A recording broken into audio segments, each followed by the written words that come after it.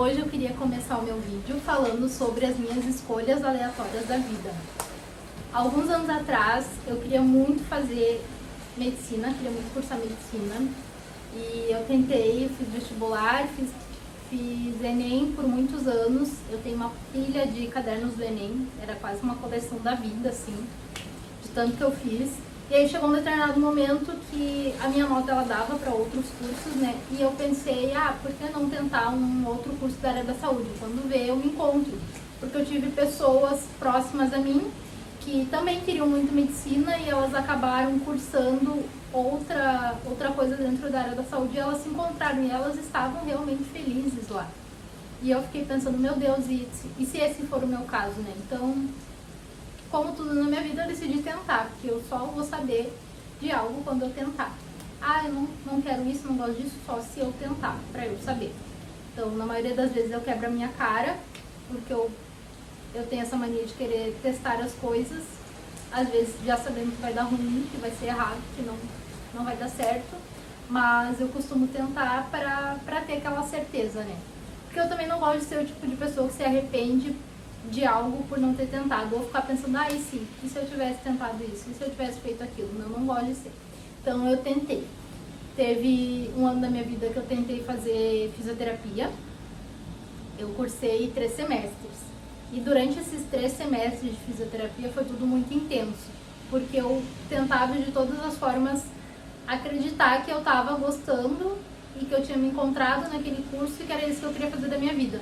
Só que muitas coisas aconteceram ao longo desses 3 semestres. E sim, gente, vocês não têm noção de como muitas coisas podem acontecer ao mesmo tempo em um curto espaço de tempo. Então, 3 semestres é o equivalente a 1 ano e meio. Nesse 1 ano e meio, a minha vida, ela assim, cambalhotou totalmente. Ela mudou assim de tantas formas que eu nem consigo explicar. Nesses 3 semestres de fisioterapia, para me convencer que eu gostava do curso e de que realmente era algo que fosse me fazer feliz, eu queria testar logo no início da faculdade quase todas as áreas. Então eu queria ter contato com todas elas. Para quem é da área da saúde, vocês sabem que a gente não começa tendo contato com todas as áreas. No máximo ali as disciplinas básicas a gente tem nos primeiros semestres e depois começam as práticas. E foi o meu caso. Só que na minha universidade, por ser uma universidade federal, inclusive uma das melhores universidades do Brasil, o FSM, tinham muitos projetos de pesquisa acontecendo nessa universidade. E todos eles envolviam a prática e todos eles eram de fácil acesso. Até por ali, na verdade, né? Mas eu metia a cara e dizia, chegava em professor tal, fulano de tal, responsável por aquele projeto e dizia, eu quero fazer parte, eu quero participar como voluntário. Não tinha bolsa em nenhum deles, tá? Bolsa, sim, era muito difícil de conseguir, mas como voluntário era muito fácil. Então, me enfiei, meti a cara e fui. Eu me enfiei em hidroterapia, eu me enfiei em ecoterapia, eu me enfiei em trabalho voluntário também na área...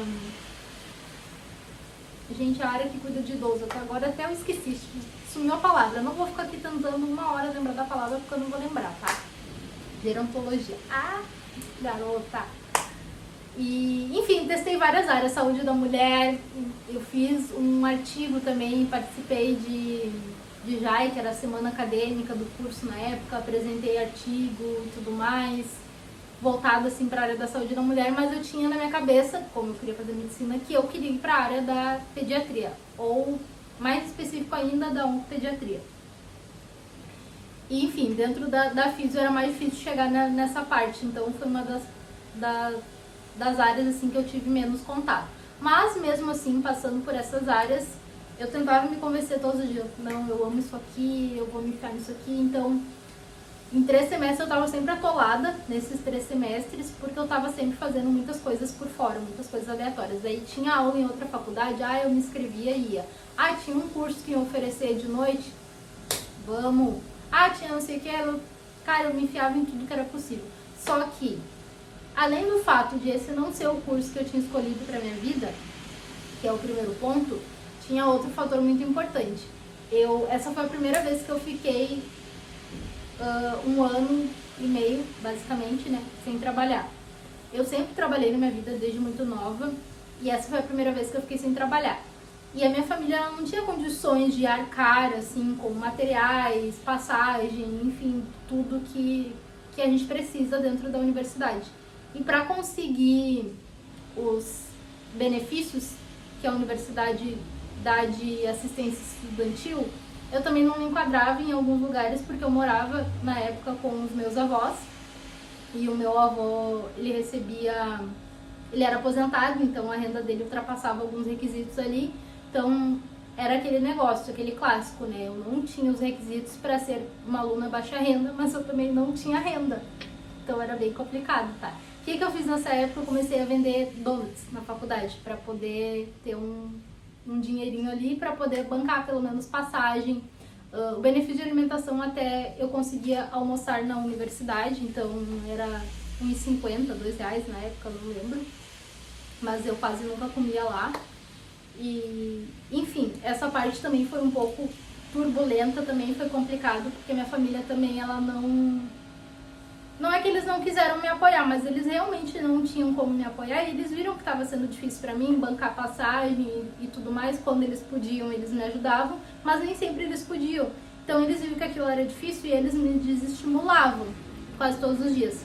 A única pessoa que me estimulava sempre era o meu avô. E, enfim, durante esse período da faculdade também aconteceu de eu ter aulas com uma professora completamente biruta, completamente louca. Hoje eu consigo dizer que ela é louca mesmo. E ela, desde outras turmas anteriores, que a gente tinha contato com veteranos e pessoas antes dos veteranos ainda, então basicamente umas 5, 6 turmas para trás, que a gente tinha contato com o pessoal, eles já reclamavam dela, falavam da questão da didática, que ela não tinha didática nenhuma, ela não era boa explicando e tudo mais, e realmente era tudo isso, e muito pior, quando a gente estava na aula dela. Só que eu era a única aluna negra da minha turma, isso também pesou bastante, foi um outro ponto ali pra mim, que eu precisei trabalhar muito na minha cabeça depois. Eu era a única aluna negra, depois de mim só tinha, eu acho que uma aluna indígena, mas a única aluna negra era eu, e depois nós tínhamos uma aluna indígena, só que ela não fazia todas as cadeiras conosco, então basicamente era eu, a ovelha negra da minha turma. E essa professora, ela pegou no meu pé de uma maneira assim horrenda, ela me perseguiu um semestre inteiro. Ela me humilhava nas aulas dela, ela falava coisas horríveis pra mim. E chegou num ponto, no final do semestre, que os meus colegas, que são brancos, mandaram mensagem pra mim e tentaram conversar comigo, porque eles ficaram muito preocupados com as atitudes dela e eles entenderam que ela estava sendo uma pessoa com atos racistas. E eles falaram que, pra minha surpresa, toda a minha turma ficou do meu lado, todos eles se disponibilizaram a depor contra ela. Então teve um dia que eu saí da aula mais cedo chorando porque ela tinha me humilhado, e no intervalo ali a minha turma foi procurar a assistência da universidade, foi conversar com eles para explicar o que estava acontecendo comigo. Então partiu deles, nem foi de mim. Depois eles vieram, conversaram comigo, falaram que estavam do meu lado e que se precisasse depor alguma coisa, se precisasse de testemunha, todos eles estavam de prova. Eles também tentaram me defender em aula, tá? Então foi algo muito, muito ruim, assim, que aconteceu mesmo. E uma das frases que ela falou me pegou muito e eu carreguei isso dentro de mim de uma forma que eu comecei a só ver coisas negativas em mim como aluna, como estudante, e eu comecei a entender que acreditar, na verdade, que aquele lugar não era pra mim, que eu nunca ia ser ninguém, e principalmente na área da saúde, aquilo lá não era lugar pra mim. E uma universidade federal também não era um lugar pra mim. Passei esse semestre turbuloso, assim, nem existe essa palavra, tá? Eu tô inventando agora, turbuloso. Mas enfim, esse semestre complicado, digamos assim, eu passei por ele, com a ajuda, né, da minha turma, mas foi ficando pior ainda, assim, nos próximos. E eu processei ela tanto internamente, a gente abriu um processo contra ela dentro da universidade, mas era muito difícil de ele ir pra frente, porque dependia da aprovação do diretor do Centro de Ciências da Saúde. E eles eram amigos, ela era diretora do Centro de fisiologia, se eu não me engano, na época, alguma coisa assim, ou responsável, coordenadora, eu acho. Então era bem difícil de acontecer alguma coisa com ela. Dentro da própria universidade foi me explicado que era para acontecer alguma coisa com algum professor dentro da universidade e basicamente precisa matar um aluno, né? Porque senão é difícil. Mas enfim, eu processei ela fora também, na Justiça Civil, e não deu em nada também, mas eu tive o apoio de 3 colegas que serviram como testemunha dentro do processo, mas também era muito complicado, muito difícil, eu acabei deixando isso pra lá. E enfim, por último, acho que a gota d'água que me fez desistir de fisioterapia foi quando eu fui abusada dentro de um recinto que era a Casa do Estudante, que era aqui no centro da cidade. Eu fui abusada por um cara que era do mesmo curso que eu, só que ele já estava quase se formando. A gente estava conversando via Instagram e tudo mais, e ele me convidou, fazia horas que ele me convidava para sair, mas eu estava sempre muito ocupada, então não conseguia ter tempo, mas eu gostava de conversar com ele. E na rede social dele não tinha nenhuma informação sobre a vida dele fora da faculdade, então só tinha postagens sobre a faculdade, sobre a área que ele tinha escolhido, que era esportiva, se eu não me engano. Então não tinha muita coisa assim, eu não sabia muito sobre ele. Mas teve uma das nossas conversas que ele me convidou para tomar um mate e a gente ia até a universidade, né? Só que ele perguntou se eu poderia passar ali na casa dele pra gente ir junto pra lá. E eu não vi maldade nenhuma, não vi problema nenhum, então, casa do estudante, o que pode acontecer? Acho que nem sequer passou isso pela minha cabeça que podia acontecer alguma coisa, até porque a gente só tava conversando até então. Ele já tinha demonstrado um interesse, tinha dito que tinha interesse em fazer coisas, mas eu falei pra ele que eu não tava muito afim de nada no sentido sexual. Ele concordou, falou que tava tudo numa boa, mas que a gente poderia se ver, ficar de repente, tudo mais. E aí eu cheguei lá, a gente subiu pro quarto e nós ficamos sozinhos um tempo ali.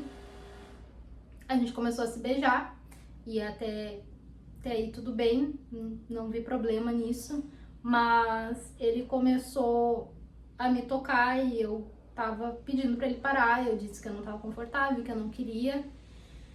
Só que eu acho que eu não fui incisiva o bastante pra que ele entendesse que eu de fato não queria transar com ele. E ele começou a me tocar, a gente deitou, ele continuou me tocando, enfim, ele tentou penetração, não aconteceu, mas eu me senti imunda, eu me senti humilhada, eu me senti horrível depois daquilo dali. E o pior pra mim foi que ele era uma pessoa muito respeitada dentro da universidade e dentro do curso. Tinha muitos alunos que se inspiravam, inclusive, na trajetória dele. E ele era um cara cristão. E logo depois desse episódio, assim, eu descobri que ele tinha uma noiva na cidade dele. Ele não era aqui da cidade, da universidade. E aquilo tudo foi ficando cada vez pior dentro da minha cabeça. Eu nunca falei sobre isso com ele, eu só parei de seguir ele e tudo mais. E ele continuou me mandando mensagem, perguntando por que eu não tava falando com ele. E eu não tive coragem sequer de falar que ele tinha abusado de mim. Tudo que eu consegui falar pra ele foi que eu não queria me envolver com ele porque ele tinha uma noiva e eu não queria ser a vagabunda que tava traindo no fim da... Nossa, eu contorci tudo sobre essa história, assim. Mas eu consegui conversar com uma amiga minha, que era do curso também, inclusive. E eu lembro que ela me acolheu muito, assim. Inclusive, teve momentos, assim, que nós estávamos em conjunto com ele também, ou que a turma dele estava próxima da turma dela, ela simplesmente não falava mais com ele, não respeitava mais a existência dele. E eu lembro quanto foi difícil pra mim ver que os alunos da minha turma, principalmente, viam ele como, nossa, um cara muito foda. E eu pensei na época que se eu falasse sobre o que tinha acontecido, sobre o que ele tinha feito comigo, primeiro que ninguém ia acreditar, eu já era aluna que estava sendo perseguida por uma professora, então dizer que outra coisa tinha acontecido comigo seria impossível das pessoas acreditarem. E eu não queria ter que passar por isso de ser a pessoa que mentiu sobre algo tão grave, porque era assim que eles iam me ver, eu não tinha como provar o que aconteceu. Eu excluí todas as mensagens que a gente tinha trocado, eu excluí umas conversas para ele seguir ele, bloqueei, eu acho, um tempo depois. E aquilo tudo era horrível. E cada vez que eu via ele na universidade, meu Deus do céu, me subia um... Eu só tinha vontade de sumir. Enfim, essas foram as coisas, as questões que me levaram a sair da Universidade Federal. Eu acabei voltando depois, esses 3 semestres eu tranquei. E no outro, a gente tinha perdido meu avô. E era início de pandemia também. Mas eu lembro que eu me inscrevi em enfermagem. E eu podia ocupar algumas cadeiras que eu já havia feito na fisioterapia, que eram as cadeiras básicas. E como eu tinha rodado na cadeira daquela professora que estava me perseguindo, eu tinha que refazer ela novamente. E agora ela não estava mais dando aula para fisioterapia, agora ela estava dando aula para enfermagem. E eu não tinha outro horário para fazer fisiologia. E, cara, eu só consegui entender que eu não tinha como ficar na federal. Eu não queria passar por tudo aquilo de novo com ela. Eu não queria ter que ver aquele cara novamente. Apesar da gente estar tendo apenas as aulas online, porque aí foi início de pandemia e tudo mais, eu simplesmente não queria. Então eu decidi cancelar minha matrícula na federal e tentei conseguir uma bolsa no meio do ano no ProUni para uma universidade particular. E aí eu fiquei trabalhando de dia e estudava de noite. Nessa época já, quando eu consegui essa bolsa, já tinha passado a pandemia e tudo mais. Eu tava namorando uma pessoa que não me apoiava nesse sentido. E ele via o meu estudo como tempo a menos que a gente poderia passar junto, então ele nunca me incentivou. E aquilo também foi bem pesado pra mim. Mas essa universidade que eu tava cursando, ela não tinha professores especializados diretamente em algumas áreas, tava com déficit, e tava bem difícil assim de seguir. Eu não me senti encorajada e também não era algo que eu realmente gostava, então eu decidi sair de uma vez por todas da área da saúde. Eu já estava cursando nessa época também a faculdade AD de Ciências Contábeis, acabei me formando no final do ano passado em Ciências Contábeis e fiquei feliz por ter me formado, mas não era o curso que eu queria. É atualmente o que me abriu várias portas para conseguir sim um salário melhor e para conseguir trabalhar de home office, por exemplo, e trabalhar de segunda a sexta. Enfim, me abriu várias portas, mas eu não sou nem um pouco feliz fazendo o que eu faço. Então eu decidi voltar a estudar para passar na faculdade de medicina, só que eu decidi escolher passar em qualquer universidade o mais longe possível da universidade aqui da minha cidade, justamente por esse trauma que eu ainda preciso trabalhar algumas questões com relação a tudo que aconteceu lá dentro comigo. E eu sei que seria muito mais fácil para mim ficar aqui, porque é perto da minha família, eles poderiam me auxiliar de alguma forma, mas eu prefiro passar o perrengue que for e estudar em algum lugar onde eu me sinta melhor. Eu tô em dúvida entre 2 universidades que eu quero tentar muito, quero muito escolher uma delas, eu quero muito me empenhar para que minha nota dê para alguma delas. Uma delas é na Bahia, uma delas é no Rio de Janeiro.